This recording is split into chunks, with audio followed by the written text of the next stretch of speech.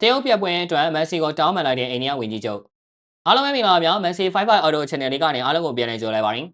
လီယိုနယ်မက်ဆီဟာလက်ရှိမှာ2025ဂိုးကျိုးရဲ့တစ်စိတ်တစ်ပိုင်းအပြင်အိန္ဒိယကိုရောက်ရှိနေပါတယ်မက်ဆီဟာအိန္ဒိယမှာ Greenwich စံချိန်ဝင်လောက်မဲ့ကမ္ဘာအမြင့်ဆုံးဘောလုံးမရုပ်ထုကြီးကိုဖွင့်လှစ်ပေးတာအပါအဝင်ပွဲတွေအများကြီးကို3ရက်ကြာတက်ရောက်ပြီးပရိသတ်တွေနဲ့တွေ့ဆုံသွားမှာပါမက်ဆီရဲ့ပထမဆုံးပွဲကတော့ကာလာဂရန်မှာပြုလုပ်ခဲ့တာဖြစ်ပါတယ်မက်ဆီကဒီပွဲမှာသူ့ကိုတွေးချင်နေကြတဲ့ပရိသတ်ထောင်ပေါင်းများစွာကိုတွေးဆုံနှုတ်ဆက်ပေးခဲ့ပေမဲ့ထင်သလောက်အဆင်မပြေခဲ့ပါဘူးပရိသတ်တွေကလည်းပွဲစီစဉ်သူတွေရဲ့မက်ဆီဘန်းပြပြီးလက်ဝဲကြီးအုပ်မှုကိုမကြေမချမ်းဖြစ်ကုန်ကြပြီးပောက်ကွဲကုန်ကြပါတယ်ပြစ်စင်ကတော့မက်ဆီယာတင်းမော်လိုအင်ဆော်ရဲနဲ့ရိုဒီဂိုတီဘောတို့နဲ့အတူကာလာကတ်တာဆော့လိတ်အားကစားကွင်းကြီးကိုရောက်ရှိလာခဲ့ပါတယ်မက်ဆီရဲ့အပြင်မှာနိုင်ငံရေးသမားတွေဆယ်လီအနုပညာရှင်တွေဝိုင်းဝိုင်းနေတော့လူအုပ်ကြီးဖြစ်သွားပြီးပရိသတ်တွေကမက်ဆီကိုမမြင်ရတော့ပါဘူးပရိသတ်တွေကဒီပွဲအတွက်လက်မှတ်ကိုယူပြီး12000အထိပေးဝယ်ထားတာကြောင့်မက်ဆီကိုမမြင်ရတဲ့အခါဝိုင်းဝန်းအော်ဟစ်လှောင်ပြောင်ခဲ့ကြပါတယ်တချို့တွေကလည်းမက်ဆီကိုမြင်ရဖို့အရန်အတားတွေကိုကြော်တက်တာတွေတောင်ပြုလုပ်လာကြပါတယ်ဒီတော့မက်ဆီလည်းလုံခြုံရေးရာကွင်းထဲမှာမိနစ်20လောက်ပဲနေခဲ့ရပြီးပြန်လည်ထွက်ခွာခဲ့ရပါတယ်ပရိသတ်တွေကမက်ဆီကဘောလုံးတောင်တစ်ချက်ကံပြမသွားဘူးလို့မကြေမနက်ဖြစ်ကြရင်ထိုင်ကုန်တွေကိုရိုက်ချိုးပြကြသလိုတချို့ကလည်းပစ္စည်းတွေကိုကွင်းထဲအထိပြပောက်ခဲ့ကြပါတယ်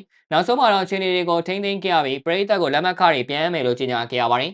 ပွဲစီစဉ်မှုညံပြင်းတဲ့ပွဲအဓိကစီစဉ်သူကိုလည်းထိန်းသိမ်းရေးယူထားကြောင်းသတင်းတွေကဖော်ပြထားကြပါတယ်။အိန္ဒိယအနောက်ပိုင်းပြည်နယ်ဝန်ကြီးချုပ်မာမာတာဘာနာဂျီကသူ့ရဲ့ H အကောင့်မှာဒီဖြစ်ဖြစ်နဲ့ပတ်သက်ပြီးတရားဝင်တောင်းပန်စာရေးသားလာခဲ့ပါတယ်။ဝန်ကြီးချုပ်ကသူကိုယ်တိုင်လည်းအားလုံးချစ်ခင်ကြတဲ့ပြည်သူ့အချစ်တော်ဘောလုံးမလီယိုနယ်မက်ဆီကိုတခဏတာလောက်ဖြစ်ဖြစ်မြင်ကွင်းရချင်နေတဲ့ထောင်ချီတဲ့အားကစားချစ်သူတွေနဲ့အတူကွင်းကြီးထဲစီလာရောက်ခဲ့တာဖြစ်ကြောင်းပြောလာခဲ့ပါတယ်။အခုလိုကံမကောင်းခြင်းတွေဖြစ်ပျက်ခဲ့ရတဲ့အတွက်လီယိုနယ်မက်ဆီကိုမက်ဆီရဲ့ပရိသတ်တွေကိုအားကစားချစ်သူတွေကိုလေးနဲ့တောင်းပန်ပါတယ်လို့ဝန်ကြီးချုပ်ကရေးသားသွားခဲ့ပါတယ်။ပွဲစီစဉ်သူတွေကိုအေးအေးယူထားပြီးဖြစ်တယ်လို့နောက်ဒီလိုအကြီးတန်းမှုတွေမဖြစ်အောင်ထိန်းသိမ်းသွားမယ်ဆိုတာကိုလည်းဝန်ကြီးချုပ်ကကြေညာပေးခဲ့ပါသေးတယ်။မက်ဆီကတော့ဒီဖြစ်ရပ်မှာထိခိုက်ခြင်းမရှိခဲ့ပဲနောက်ထပ်အစီအစဉ်တွေကိုဆက်လက်တက်ရောက်ခဲ့ပါတယ်။မက်ဆီကစနေနေ့မှာ9ယောက်တသိန်းကစားကြတဲ့လူငယ်ချစ်ကြည်ပွဲကိုဟိုက်ဒရာဘတ်မှာတက်ရောက်ခဲ့ပြီးတင်းဝင်နေ့မှာမွန်မိုင်းတင်းလာနေ့မှာဒေလီကိုဆက်လက်ထွက်ခွာပြီးအခမ်းအနားတွေတက်ရောက်အောင်မယ်လို့သိရပါတယ်။ထိုင်းမှာအားကစားချစ်သူရွှေမညီကိုတို့အတွက်မြန်မာကြီးဆိုင်တိုင်းကစားခြင်းနဲ့ဆိုရင်တော့ Messi 55 Auto ရဲ့ line စိမ်း ID @Messi 55 Auto ကိုဆက်သွယ်နိုင်ပါတယ်ခင်ဗျာ။ကြည့်ရှုပေးကြတာကျေးဇူးတင်ပါတယ်။